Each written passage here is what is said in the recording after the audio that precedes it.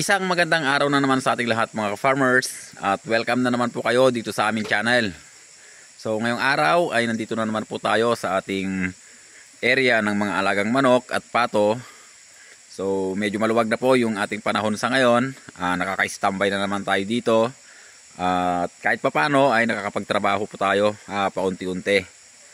So ayun nga dahil nga po sa medyo maluwag na yung ating panahon at oras, nag-start na rin po tayo na mag-expand dito sa ating area ng mga alagang manok. So kung makikita nyo ay meron po tayong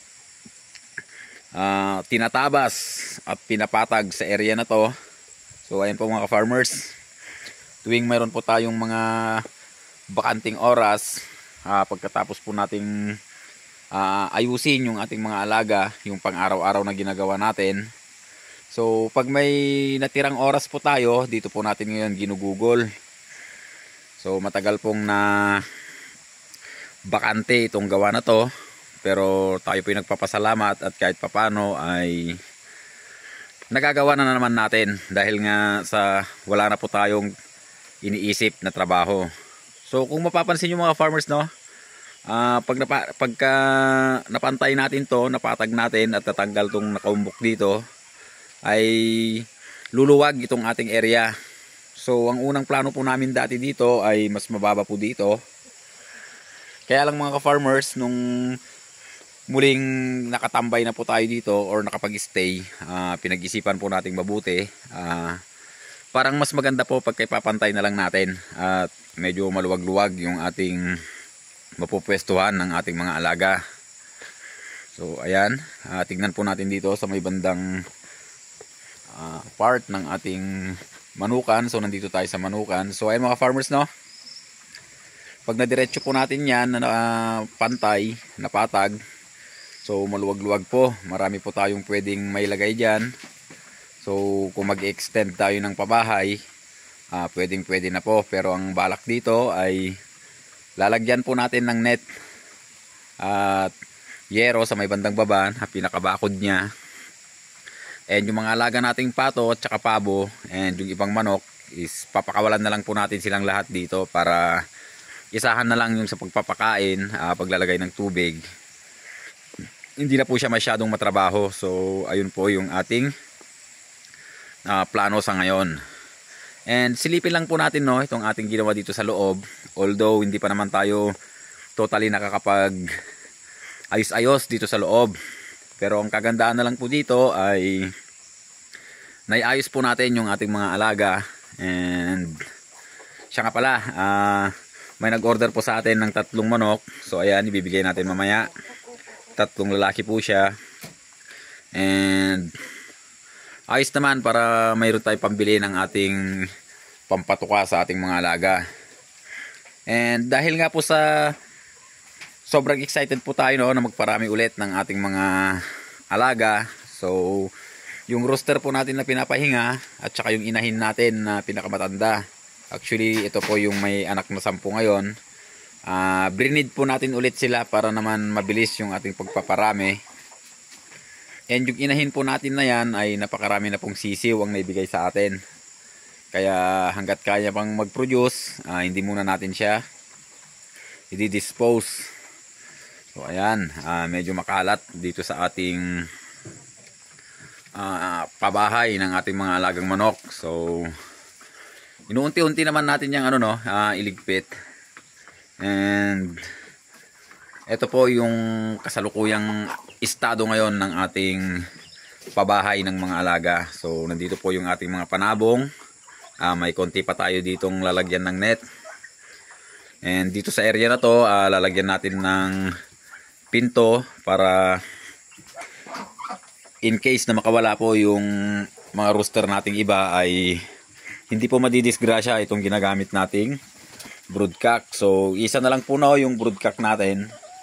And ang ginagawa natin ay salit-salitan na lang. So mayroon siyang 6 na inahin na sinasampahan. And hindi natin sila pwedeng pagsamasamain kasi itong ating mga inahin kasi nga nag-aaway-away. So itong dalawa nga matagal nang magkasama pero nagpapaluan pa rin. Pero sa ngayon ay takot na po itong nasa bandang itaas. Kaya pag nasa baba po yung isang inahin natin, nandun lang siya sa taas. And itong white kelso naman natin, so ganun din, binubugbog siya dahil mas bata to.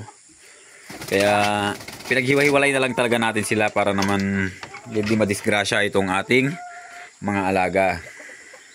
And syempre, nandito pa rin po yung ating mga alagang Muscovy ducks and yung mga pabo. So namatay na po no yung ating pabo na lalaki. So unti-unti po siyang nanghina. Yun po yung pagkakamali natin no, hinuli sana natin nung nakawala sila nung panahon ng bagyo. Pero wala na po tayong magagawa, nandun na. Siguro mag-invest po ulit tayo sa lalaking pabo. And hopefully naman itong napalabas natin na isa ay lalaki dahil nga medyo malaki siya kaysa dun sa kanyang kapatid. So tingnan po natin. And meron tayong 13 heads na Muscovy ducks. And sayang itong isang broodcock natin, parang nabubulag na naman. And dito sa dito nga galing yung ating inahin no, yung may mga 10 siyang anak dati. Actually 5 lang pala dahil nga yung 5 is anak ng ating or pinasama lang natin sa kanya. Mga panabong yon.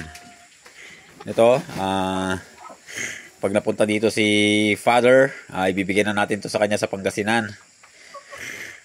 Para may alaga naman siya doon at medyo mahilig siyang mag-alaga ng panabong.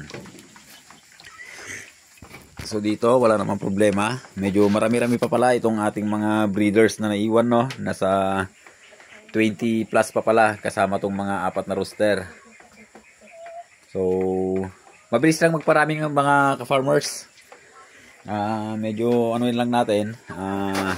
Tistisin lang muna natin hanggang sa makabawi tayo. So ayun no, kailangan na natin mag-expansion dahil nga sa kailangan naman talaga dahil yun naman talaga yung ating plano noon pa. Medyo naiba nga lang yung design. So mas okay naman siguro yung ganito, yung pantay na lang at hindi tayo hirap na akyat baba. And yung daan, syempre doon pa rin sa dati nating daanan doon. And ayun no, itong daan na sa baba, hindi po natin alam kung marireclaim natin yan dahil nga sa hindi naman po ito daanan talaga. Bali pag nagsarado po yung nasa harapan, siguro i-reclaim na lang po natin yan. Ang talagang daan po dito ay dun sa kabila. Kaya lang nasanay sila ditong dumadaan and nag-rent po sila dati ng excavator, pinaluwag nila. Kaya nagulat ako nung pumunta ako dito, hindi naman sila nagpaalam. But by the way, para sa pakikisama, pumayag na lang tayo. So ayun mga farmers no, marami tayong pinaparami ngayon. Yung mga alagang native na baboy natin, yung tupa, so buntis yata yung isa, so swerte naman. And yung mga kambing, syempre may buntis pa tayong 2. At sana makapagparami tayo this year or next year siguro dahil October na rin. Yun, so napakaganda ng ating scenery dito sa farm. Isa lang talaga yung ating dito, kalaban. So di bale, naglagay na kami dyan ng maraming pain, so hopefully makuha na. So yun lang po sa araw na to mga farmers no. At welcome po ulit kayo dito sa aming channel. At baka pwede na rin paki-consider na mag-subscribe mga ka-farmers. Salamat.